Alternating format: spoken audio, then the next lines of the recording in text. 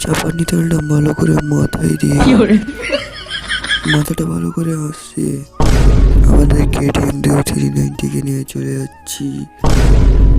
ওরা মালিতেপুর ফোনের স্পিকার ঠিক করতে। দৃশ্যটা খুব সুন্দর, গানের সঙ্গে ফিল।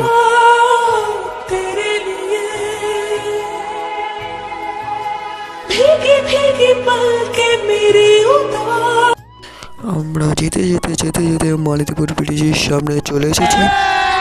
এই যে মালিতেপুর ব্রিজ দেখতেই পাচ্ছ। এই যে আমরা ডান দিকে ঢুকে গিয়ে আমরা দাদার দোকানে চলে এসেছি। এটি হচ্ছে দাদার দোকান। কি হলো বন্ধুরা, দাদার দোকানটা বন্ধ আছে। আমরা বসে বসে থাকতে দাদা চলে এসেছে। দাদা দোকানটা খুলছে।